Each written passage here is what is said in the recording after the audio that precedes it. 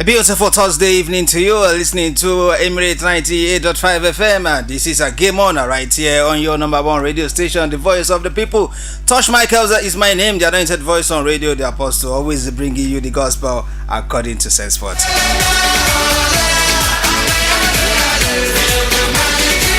Yes, I feel the magic. The Super Eagles didn't feel that magic yesterday as they crashed out of the African Cup of Nations. Yes, let's say that Super Eagles' quest for a fourth African Cup of Nations title ended on Wednesday night after a 4-2 penalty shootout defeat to host Morocco at the Prince Moulay Abdellah Stadium. As the semi-final finished goalless after 120 minutes, with Nigeria enduring a long spell of pressure, but holding firm to force a shootout. However, missed penalties from Samuel Chukwueze and Bruno Yemachi proved costly as Morocco advanced to the final. The host will now face Senegal, who defeated Egypt 1-0 in the first semi-final, courtesy of a striker from Sadio Mane.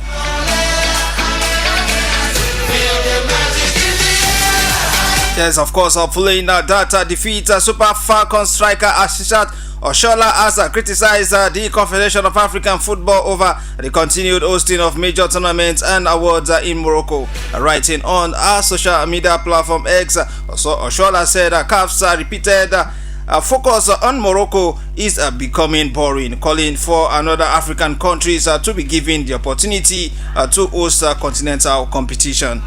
The six-time African Women's Footballer of the Year added that Nigeria could co-host the African Cup of Nations with neighboring countries such as Ghana, Cameroon, Benin or Togo if there is a serious commitment. A comment came as Morocco reached the finals of the African Cup of Nations, defeating Nigeria on penalties in the semi-finals.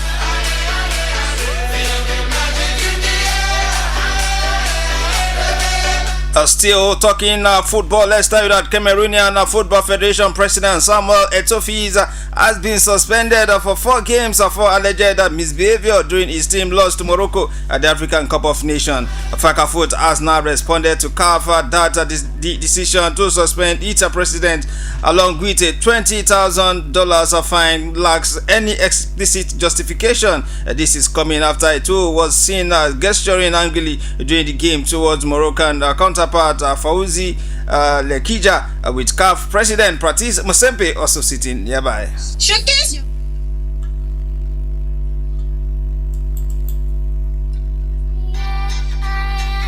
Still game on right here on Emirate 98.5 FM.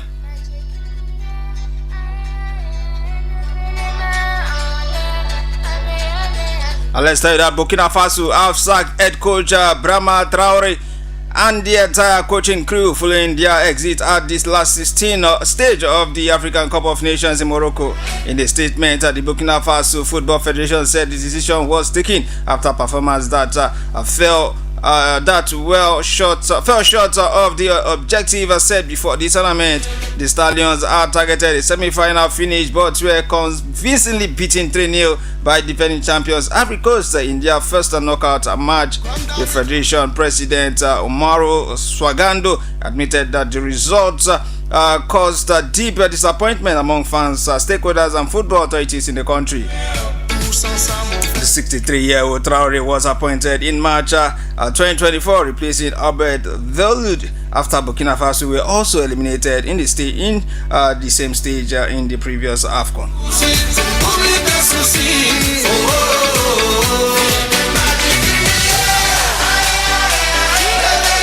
Still football, let's tell you that Mali's football administration has been thrown into a crisis after 10 members of the executive committee of FEMAFOOT resigned from their positions. The development comes despite the Eagles reaching the quarterfinals, a repeat of their performance 2 years ago. However, the Federation has dismissed rumors linking head coach Tom Saintfiet with a possible dismissal, insisting no decision has been taken on his future. The FEMAFOOT president Mamata Toure, popularly known as Belvix remains in office despite the internal turmoil. Sources says the crisis stems from long-standing administrative dysfunction and internal tension, while Saint Feet has choosing to stay clear of the political, ongoing the political crisis right there.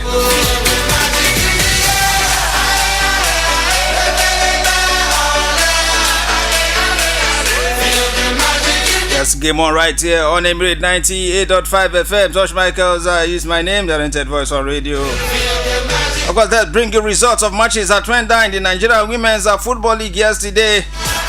Interesting fixtures are coming, interesting result coming through. Ekiti Queens defeated Payseta Queens by 2-0. Bayelsa Queens were 2-0 winners over Rivers Angels. Nigeria Retels lost at home to Edo Queens by 3-0. Atlant Queens 2, Ibom Angels 0. And of course, Nasara Amazon were 2-0 winners over Osun Babes. Danas Ladies lost at home to Conference Queens at 3-0. Delta Queens defeated Ayuden Queens by 1-0. That was also on the road. Sunshine Queens and the Remo Star Ladies they shared the spoils. 1-1 that one ended. Abia Angels 0, Robo or Queens 0, 2.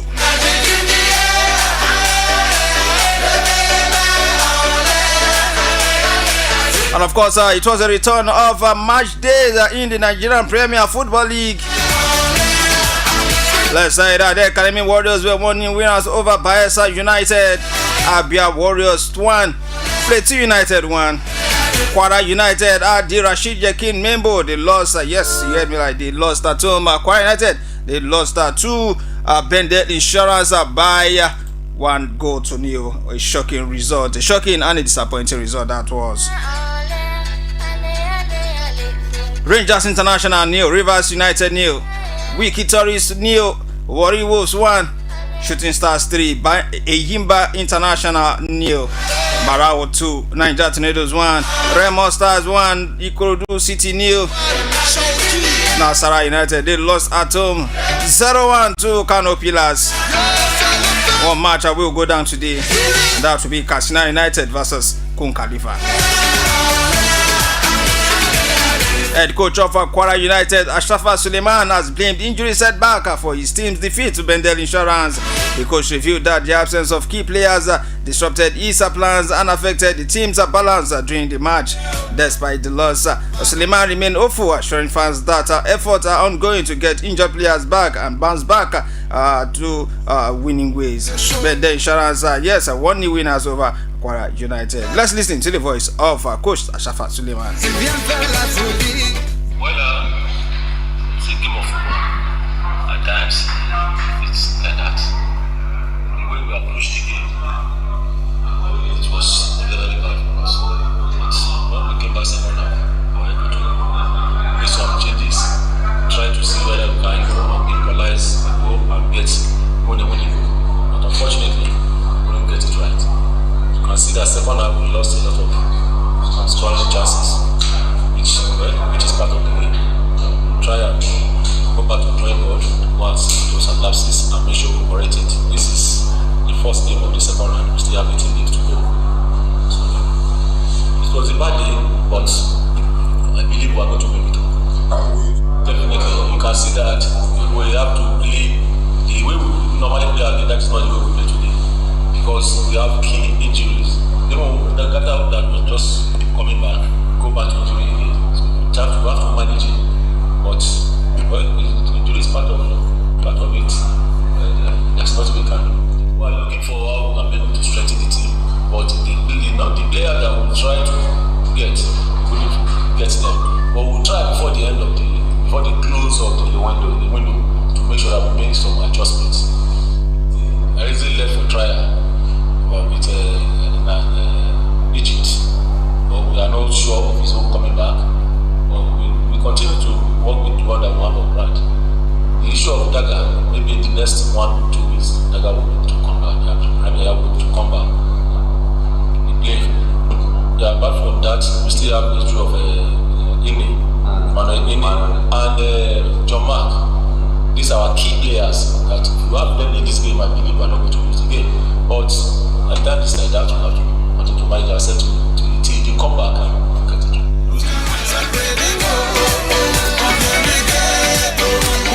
That's the voice of Ashraf Suleiman speaking at the post-match press conference after that defeat yesterday in Ilorin. Away from one coach to another coach.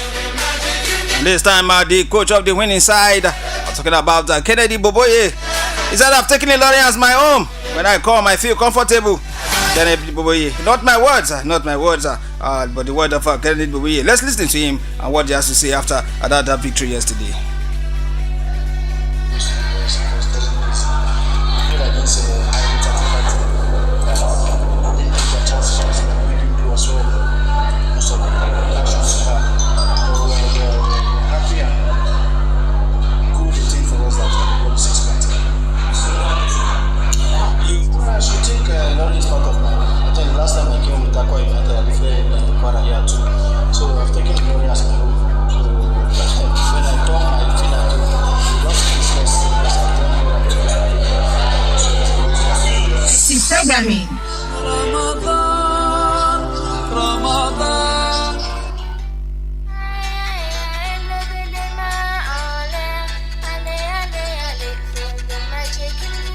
Ilorin is now my home. Anytime I come, I feel comfortable.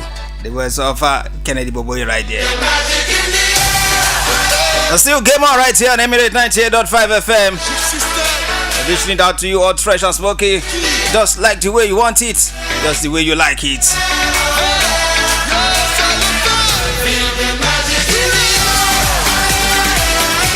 Now let's start that the Pro Route League will return. The second half of the league will return tomorrow, Friday. Yes. Interesting fixtures on the offer. La Planet FC will take on Gaka BFC. Korea SC will take on Harmony City FA. KFA will take on Young Atlas FC. Also Prayer FC will take on City Boys FC. And on Sunday it will be Car FC taking on the FC Zeus. Skills will take on Dolly P. Interesting grassroots football.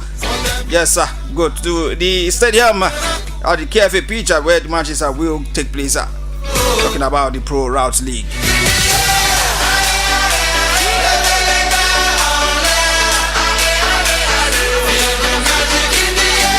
Now away from football, let's go straight to other sports. Let's tell you that the Athletics Federation of Nigeria has imposed heavy sanctions on 21 athletes as well as coaches and 2 state athletic associations following an investigation into age falsification at the 2025 Africa under 18 and under 20 championship in Abeokuta.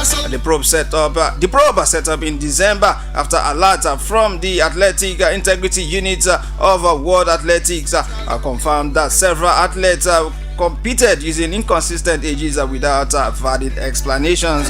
Ogun and Delta State were singled out with both facing fines of 2.5 million naira each, plus public reprimand and a possible suspension from a future youth competition if violation continues. The AFN says guilty athletes have been disqualified, result annulled, and bans imposed while coaches and officials who were involved have also been sanctioned. The Federation insists that the measure underline its resolve to restore credibility to Nigerian athletes and end their age cheating across all levels.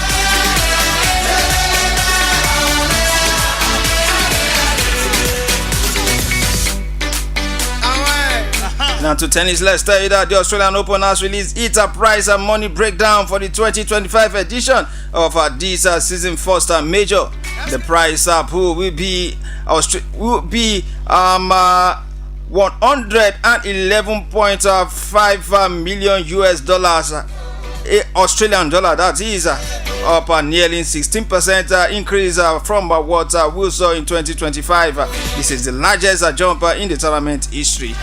Of course, the breakdown we'll see when athletes into the second round will end 150 thousand Australian dollars. Of course, the round of 64 we have 225 Australian US dollars.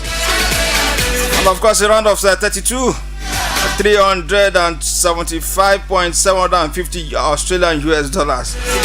And then when you get to a round of 16, you pocket 480, Australian US dollars. The quarterfinalists will go home with 750 Australian US dollars, and then for the semi-finals is 1,250,000 Australian US dollars as well. And when you get to the finalists, both finalists in the men's and women categories, they will pocket the sum of 2,150,000 Australian US dollar.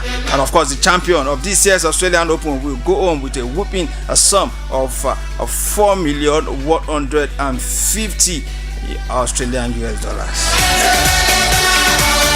And at this point, I'm trying. Let me go and look for my boots. Let's start play tennis. I can play tennis. I play it as well. Yes. I can play tennis. Let's say that Emirate hope of a smoother Australian Open run have been dashed by another potential third round match against world number 1 Aryna Sabalenka. A British number 1 Raducanu is seated at a major for the first time since the 2022 US Open, but she has been pitted against the top seed at the earliest opportunity. The 23-year-old will face Thailand's Manyanchaya Swangakia in her opening match, with Australian Anastasia Potapova or Suzanne Lamens of Netherlands waiting in the second round. A two-time winner Sabalenka starts against French wildcard Tatosa Rokotomanga, while defending champion Madison Keys, who beat Sabalenka in last year's final, plays Ukraine's Alexandra Oyikova. And the men's draw, Italy's two-time defending champion Jannik Sinner gets his bid on the way against French world number 94 Hugo Augustin. The second seed, Sinner cannot face his rival Carlos Alcaraz until the final, with the pair having met in the trophy matches at the past 3 majors. Sinner has been put in the same side of the draw as 10-time champion Novak Djokovic, meaning they could meet in the last 4, while Spanish world number 1 Alcaraz sat against Australians Adam Walton. Yes, still game on right here on Emirate 98.5 FM. Let's start that tennis great Roger Federer has promised the dominance, praised the dominance of Carlos Alcaraz and Jannik Sinner as he returns to the Australian Open for the first time since retiring in 2022. Federer, a 6-time champion in Melbourne, last visited Australia in 2020 and will headline the tournament's inaugural opening ceremony, featuring a doubles exhibition alongside Andre Agassi, Patrick Rafter and Leighton Hewitt. Speaking on the rising rivalry, Federer described Alcaraz and Sinner as exceptional talent, highlighting their recent final battles and calling their French Open a clash unreal. He added that their rapid progression had been wonderful to watch and hopes both players remain injury-free.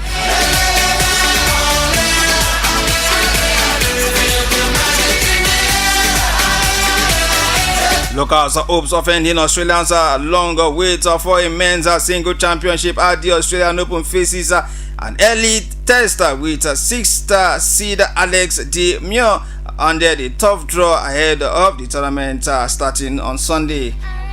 De Minaur opened his campaign at Melbourne Park against former world number 6 Matteo Berrettini in a key figure in Italy's recent Davis Cup success. Americans Francis Tiafoe and informed Alexandra Bubik are potential later round opponent.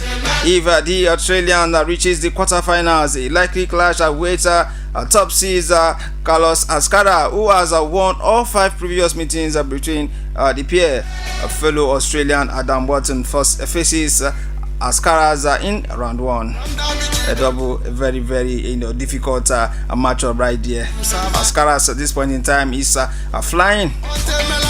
Of course, it reminds me of Roger Federer in his days.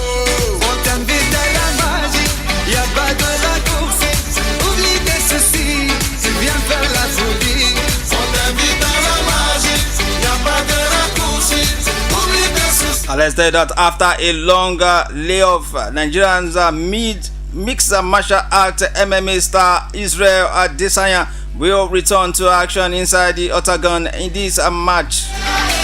The last star bender will face off against rising middleweight Joe Pfeiffer at UFC Fight Night 271 on 28th March from Climate Pledge Arena in Seattle, USA. UFC CEO Dana White announced the headliner yesterday on his Instagram Live. The bout presents an opportunity for the former middleweight champion Adesanya, 24.5 MMA, 13.5 UFC to snap a 3-fighter skid. Recently, he suffered a knockout TKO loss to Imavov Naruzdini at the UFC Fight Night last February. Adesanya hasn't won the fight since knocking out Alex Pereira to reclaim his middleweight title at the UFC 287 in April 2023.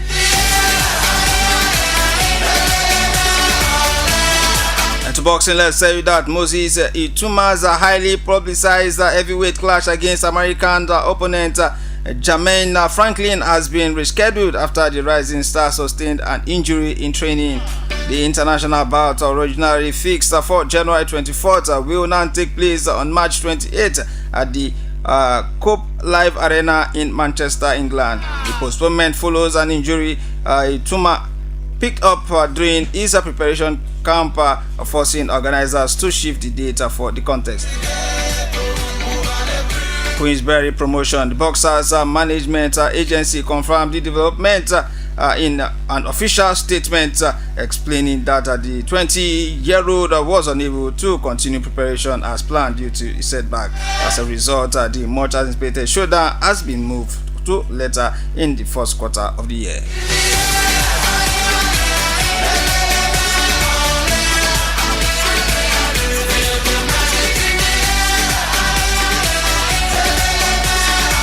Like to bit of some transfer stories. Let's say that Nottingham Forest defender Ola Aina has emerged as a transfer target for fellow English Premier League side Everton, who are looking to address right back issues this winter. According to reports, Everton manager David Moyes is key to strengthening the position during the January transfer window, with first choice right back Seamus Coleman having struggled with injuries this season. The 37-year-old has been limited to just one Premier League start. Nathan Peterson, who has been marked as Coleman's long-time replacement, has also endured a fitness problem and has likewise made only one league start, forcing Moyes to rely on makeshift options. As a result, Everton officials have drawn up an extensive short list of options for Moyes ahead of a potential January swoop, with Aina among the names under consideration. However, reporter added that Moyes is unconvinced about signing Aina, who is only just returning from a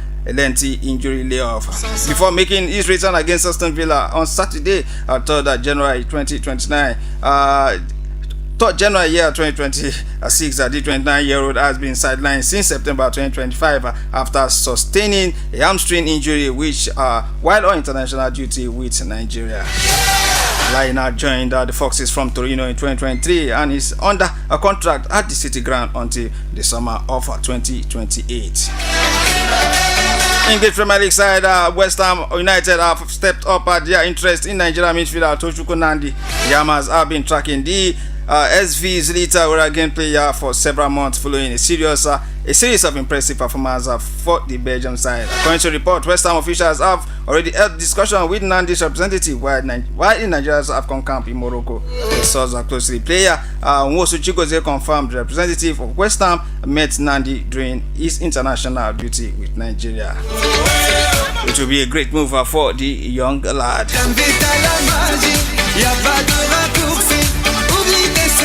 And of course, that's why I draw the curtain on the show this evening. Game on right here on Emirate 98.5 FM, the voice of the people. Yes, I will speak your voice right here. Game on will make a return on Monday from 4:30 to 5 p.m. Tosh Michaels remains my name.